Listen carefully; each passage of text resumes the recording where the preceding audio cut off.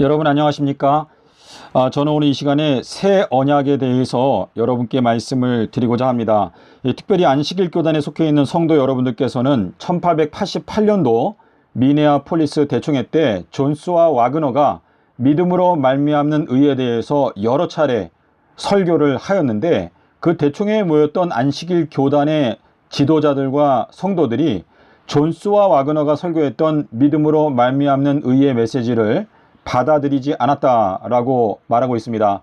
자, 화인 여사는 이 존스와 와그너가 설교했던 이 믿음으로 말미암는 의가 아주 중요한 메시지라는 것을 마음 가운데 인상 깊게 느꼈습니다. 그런데 문제는 안식일 교단의 지도자들과 평신도들이 그 대총회에서 선포되는 믿음으로 말미암는 의를 듣고도 그 메시지를 받아들이지 않고 가볍게 생각을 한 것이죠. 그래서 지금 현재까지도 안식일 교단은 믿음으로 말미암는 의가 무엇인지를 제대로 깨닫지 못하는 상태 가운데 있습니다. 자, 그러므로 여러분께서 이 오늘 영상을 보시면 화인 여사가 이 1888년도에 선포했던 믿음으로 말미암는 의가 어떠한 의미를 갖는지 저희들에게 분명하게 알려주고 있다는 것을 여러분께서 느낄 수가 있는데요. 오늘 이 영상을 통해서 안식일 교단이 어디에서 빗나갔는지를 분명하게 생각해 보시고 깨닫게 되시기를 바랍니다. 자, 우리 가룟법은 기별 1권 234페이지에서 화인 여사가 갈라디아서에서 사도 바울이 언급하는 율법은 십계명, 도덕적 율법을 의미한다라고 말하고 있습니다. 자, 갈라디아서 3장 15절과 갈라디아서 3장 19절이 중요한 말씀인데, 자, 여기에 보면 더한다라고 하는 단어가 두 번 나옵니다. 자, 이 말씀을 잘 생각해 보십시오. 새 언약을 정한 후에는 그 새 언약을 폐하거나 그 새 언약에 무엇을 더하거나 할 수 없다. 자, 이거는 계약을 말하는 것인데, 하나님께서 우리에게 영생 계약을 작성하시고 그 영생 계약 내용이 폐지되거나 그 계약 내용에 무엇을 더하거나 할 수가 없다라고 말씀하시고 있습니다. 자, 우리가 두 사람이 계약을 하게 되면 계약서를 똑같은 것을 두 장을 만들죠. 그리고 한 장씩 나눠 갖게 되는데, 일단 사인을 하게 되면 어느 한쪽에서 그 계약서의 내용을 고치거나 또는 폐기할 수가 없습니다. 그것이 계약의 특성이죠. 자, 그런데 갈라디아서 3장 19절에 가면 율법은 범법함으로 말미암아 더하여진 것이다 라고 말하고 있습니다. 자, 율법은 거울과 같은데 율법을 들여다보면 나의 모습의 잘못된 부분, 나의 모습의 망가진 부분, 고쳐야 될 부분을 발견하게 되죠. 그리고 그 율법을 보고 나의 잘못된 부분을 발견하고 예수님께로 돌아가서 예수님을 통하여 용서와 화평을 얻게 된다. 자, 이렇게 화인 여사가 말하고 있는데, 지금 사도 바울이 갈라디아서에서 언급하고 있는 이 율법이 도덕적 율법, 십계명이라고 말한 것은 대단히 중요한 내용을 말하고 있는 것입니다. 지금 주님께서 출애굽할 때 6월절 양으로 죽기 전에 저희들에게 새 언약을 주셨죠. 근데 그 새 언약의 계약 내용을 잘 지키기만 하면 그 사람은 영생에 들어간다라고 지금 약속하고 있는 것인데, 그 새 언약에 율법을 더하거나 무엇을 첨가할 필요가 없다라는 것을 지금 바울이 말하고 있는 것입니다. 자, 우리 갈라디아서 3장 17절에 보면은요, 아브라함과 하나님께서 맺었던 언약이 있습니다. 그거는 가나안 땅을 너와 너의 후손에게 영원히 주겠다라고 언약을 세웠어요. 자, 그런데 430년 뒤에 율법이 생겼죠. 시내산에서 율법을 주셨지 않습니까? 근데 그때 주셨던 그 율법이 아브라함과 하나님이 맺었던 그 언약을 폐지하거나 망하게 할 수 없다라는 것을 말하고 있습니다. 자, 그래서 지금 율법이라고 하는 것은 새 언약 외에 더하여진 것이다 라고 말하고 있는데, 율법은 거울과 같아서 율법을 통해서 나 자신을 살펴보게 되면 내가 이 부분에 있어서 고쳐야 되는구나, 잘못 생각하고 있구나 하는 것을 깨닫고 예수 그리스도께로 돌아가서 예수님을 통해서 용서와 화평을 발견하게 된다라고 지금 말하고 있는데요. 자, 이 새 언약이라고 하는 것은 주님의 잔이죠. 누가복음 22장 20절에서 이 잔은 나의 피로 세우는 새 언약이다. 자, 예수님께서 주시는 그 잔을 마시면 영생하게 된다. 요한복음 6장 54절에서 약속하시고 있는데, 그렇기 때문에 사탄이 공격하고 있는 그 공격 목표는 예수님의 새 언약을 망가뜨릴 수만 있다면 하나님의 백성들이 구원 얻지 못하게 되는 것이죠. 왜냐하면 새 언약에 대하여 잘못된 개념, 잘못된 지식을 갖게 되면 그 계약 내용이 실제로 이루어질 수가 없기 때문에 사탄이 공격하는 것은 예수님께서 세우신 새 언약이죠. 자, 이것이 주님의 잔인데 고린도전서 10장 21절에 보면 주님의 잔이 나오고 귀신의 잔이 나옵니다. 자, 근데 귀신의 잔은 섞인 잔이다 라고 말하고 있고 주님의 잔은 순결한 잔이다 라고 말하고 있는데, 섞인 잔의 반대말이 순결이죠.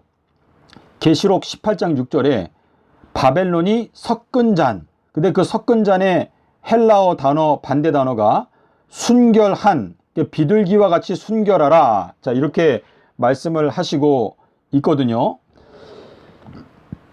자, 그래서 이 바벨론의 섞인 잔에 만국이 취하였다라고 하는 것은 사탄이 이 온 세상 사람들로 하여금 새 언약의 진정한 의미를 깨닫지 못하도록 그 새 언약의 계약 내용을 사탄이 변개해 가지고 이 세상에 있는 모든 사람들에게 그 거짓된 새 언약 계약 문서를 먹였다라고 하는 의미가 여기에 들어있는 것입니다.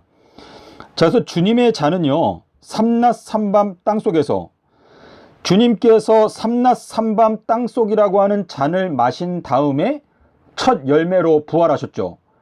자, 그러면 14만 4천인들도 첫 열매라고 말하고 있는 것은 예수님께서 마셨던 주님의 잔을 깨달은 자들이 14만 4천인이죠. 그러니까 첫 열매에 해당되는 14만 4천인들은 주님의 잔, 삼낮 삼밤 땅속에서를 분명하게 깨달은 사람들인데, 왜냐하면 비둘기와 같이 순결한 마음을 갖고 있는 자들이기 때문에 바로 주님의 잔을 깨닫고 이해한다 라고 하는 의미죠. 예수님께서 서기 30년에 수요일 날 십자가에서 죽으시고 일요일 날 부활하셨다. 이것이 바로 14만 4천인들이 깨닫게 되는 핵심 십자가의 비밀, 하나님의 비밀이 되겠습니다. 자, 귀신의 잔은 금요일 십자가설, 예수님께서 금요일에 돌아가셨다라고 하는 이 교리가 바로 귀신의 잔인데요. 지금 주님께서 우리에게 사도 바울을 통하여 아주 역설적인 말씀을 하고 있는데, 지금 이 지구상에 살고 있는 기독교인들이 이 새 언약의 의미를 제대로 깨닫지 못하고 있죠. 주님께서 밤에 감람산에 가셔서 아버지여, 이 잔을 나에게서 지나가게 하여 주시옵소서.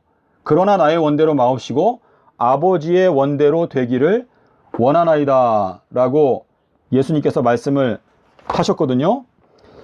그래서 예수님께서는 이 잔을 마셨는데, 마가복음 10장 38절과 39절에서 요한과 야고보에게 너희들도 내가 마시는 잔을 이제 마시게 될 것이다. 자, 이것이 한때, 두때, 반때 42달 동안의 그 대환란이 우리가 마실 잔인데, 이 잔을 마시게 되면 저희들은 영생에 들어가게 된다 라고 말씀을 하시는 것이거든요. 그래서 아무든지 나를 따라오려거든 자기를 부인하고 자기 십자가를 지고 나를 따라와라 라고 하는 그 말씀이 바로 십자가의 잔을 마셔라 라고 말씀을 하고 계시는 것입니다. 여러분께서 어느 정도 이해가 되기를 바라면서 존스와 와그너에 대해서 조금 더 말씀드릴게요. 자, 존스와 와그너가 말했던 믿음으로 말미암는 의. 자, 복음을 믿음으로 말미암는 의인데, 복음은 예수님께서 제3일에 부활했다. 아비벌 18일에 부활하셨다. 그것이 복음이다. 고린도전서 15장 1절과 4절에 나오지 않습니까? 그리고 갈라디아서 1장 6절로 9절에서 예수님께서 아비벌 18일 날 부활하신 그 복음 외에는 다른 복음이 존재하지 않는다. 다른 복음을 전파하는 자는 저주를 받게 될 것이다. 두 번을 강조해서 말하고 있습니다. 자, 화인 여사가 가려 뽑은 기별에서 갈라디아서 3장 24절에 그 율법은 특별히 도덕적 율법에 관하여 말씀하고 계시다.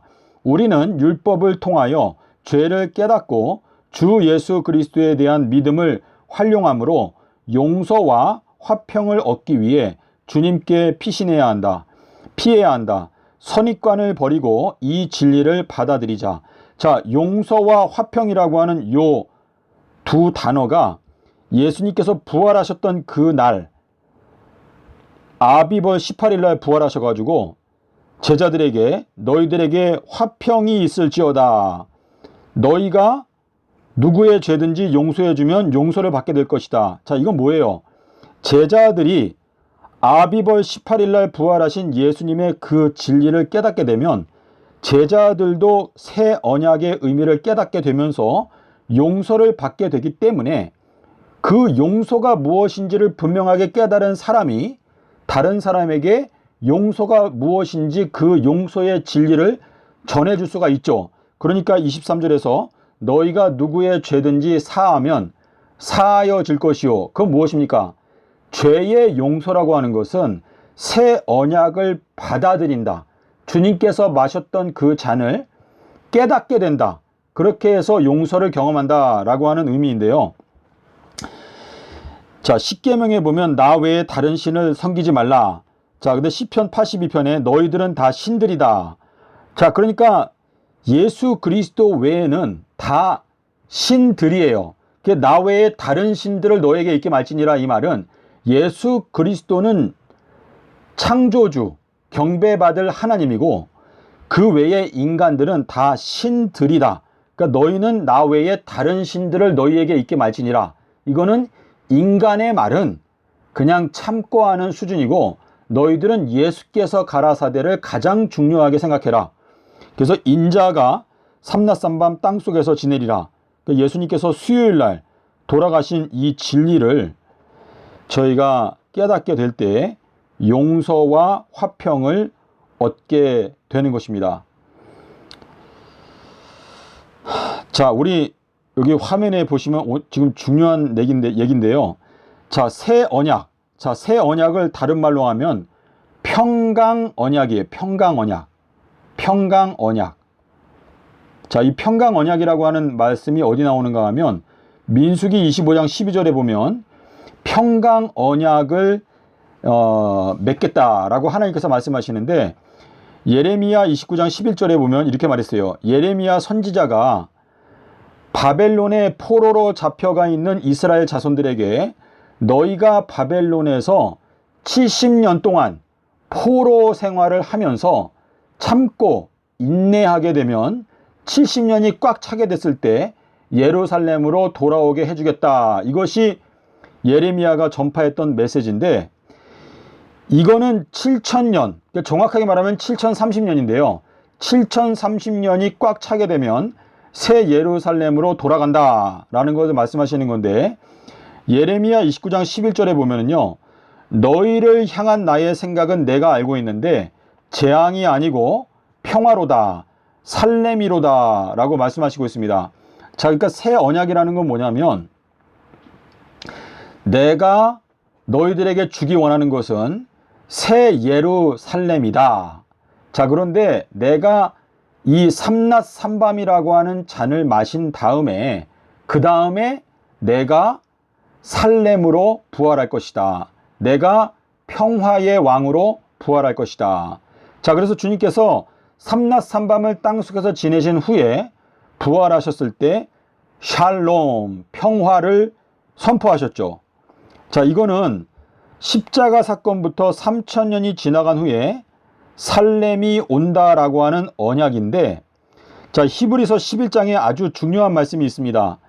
믿음의 조상들은 모두 믿음을 따라 죽었으며 언약의 성취인 주께서 예비하신 도성을 목격하지는 못했다. 하지만 그것을 멀리서 바라보고 환영하였다라고 말하고 있습니다.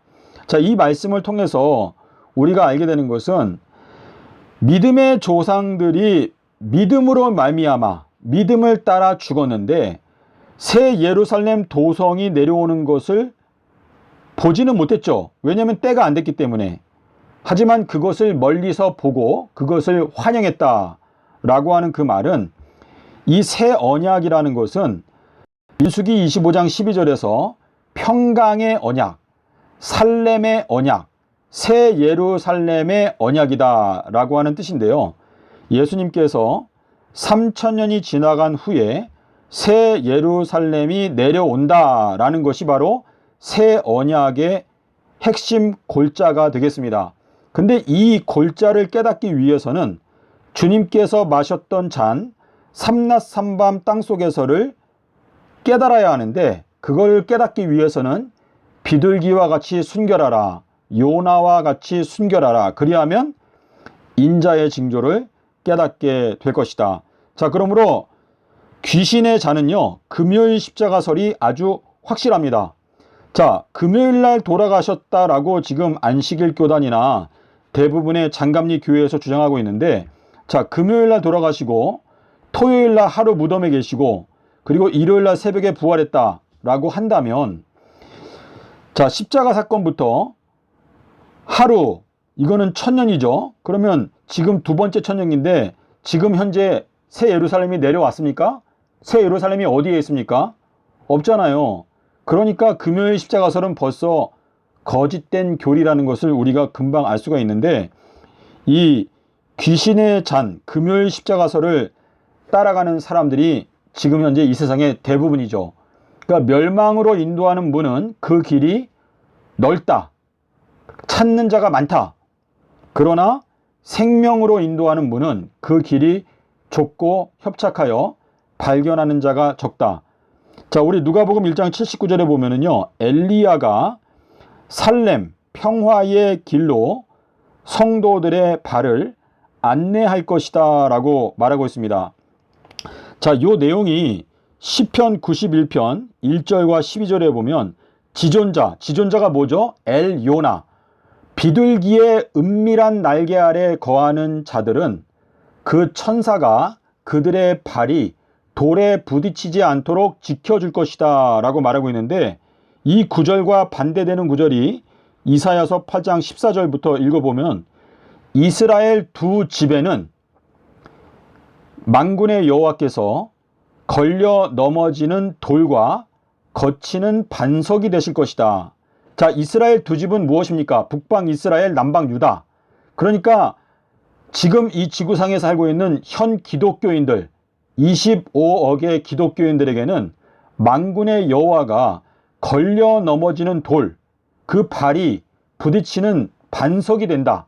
그러니까 만군의 여호와 때문에 25억의 기독교인들이 그 발이 다 돌에 부딪혀가지고 넘어지고 엎드러지고 망하게 된다라고 말하고 있는데, 시편 91편에서는 지존자의 은밀한 곳에 거하는 자는, 근데 지존자가 엘요나, 위쪽에 계신 비둘기, 그러니까 위쪽에 계신 비둘기 안에 거하는 자들은 천사가 그들의 발을 지켜서 그 발이 돌에 부딪히지 않도록 지켜줄 것이다 라고 말하고 있습니다.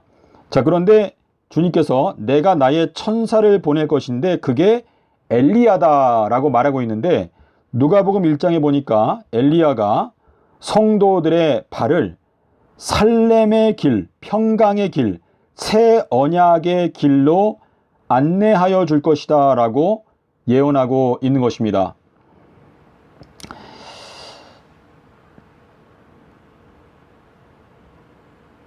자, 이 내용을 우리 안식일 교단의 성도 여러분들도 보시면 좋은데요. 자, 목사와 복음교역자에게 보내는 권면 말라기 4장 5절하고 보면은요, 엘리야가 반드시 올 것이다 라고 화인 여사가 예언해 놨습니다.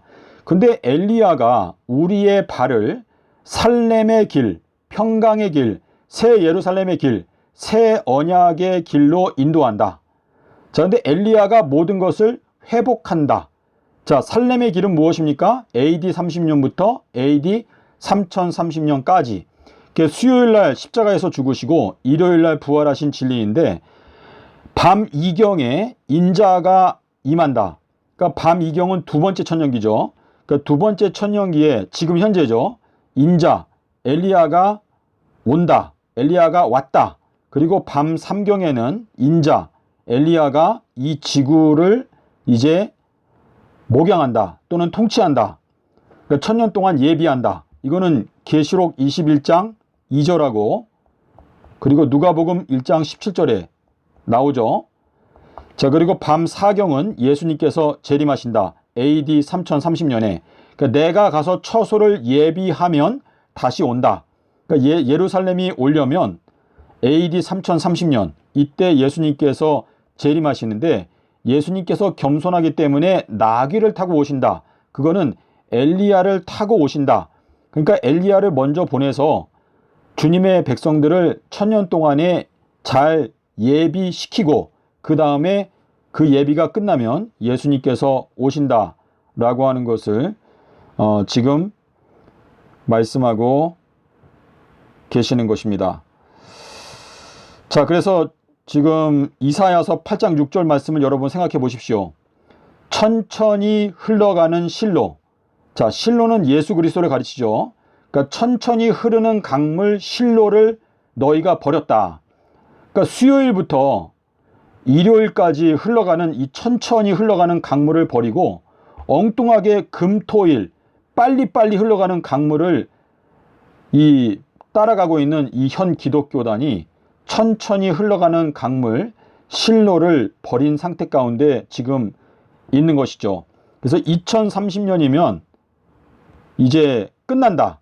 누가복음 13장 32절에서 뭐라고 말씀하셨죠? 오늘과 내일 이틀 동안에 병을 고치고 귀신을 쫓아내는 것을 끝마치겠다 라고 말씀하셨는데, 계시록 10장 6절에 가니까 펴놓인 책 다니엘서 안에 있는 7 인봉을 펴가지고 어떤 천사가 하늘에서 내려오는데, 그 천사가 맹세하기를 결단코 지체하지 아니하리라.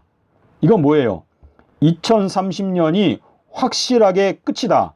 더 지체되거나 연장되는 일은 없다. 자, 우리 누가복음 13장에 오늘과 내일 이틀 동안에 내가 끝마친다 라고 하는 그 말씀은 오늘, 내일, 모레까지 연장되는 일은 없다라는 것을 예수님께서 말씀하시는 것인데, 이 다니엘서 안에 있는 7 인봉을 연구하고 깨닫게 되면 2030년이 하나님께서 계시록 10장 6절에 그 천사를 통하여 맹세. 자, 맹세라는 건 무엇입니까? 절대로 변동되는 일이 없을 것이다. 더 이상 지체는 결코 없을 것이다. 그러니까 2030년 그 이후로 연장되는 일은 결단코 없을 것이다 라고 저희들에게 지금 경고하고 계시는 것이죠. 자, 그래서 여러분께서 오늘 이 새 언약의 의미를 그 십계명에 관해서, 율법에 관해서 얘기하려면 제가 여러분께 더 드리고 싶은 말씀이 많이 있는데요. 그건 다음 기회에 말씀을 드리고 오늘은 여기에서 영상을 마치도록 하겠습니다. 감사합니다.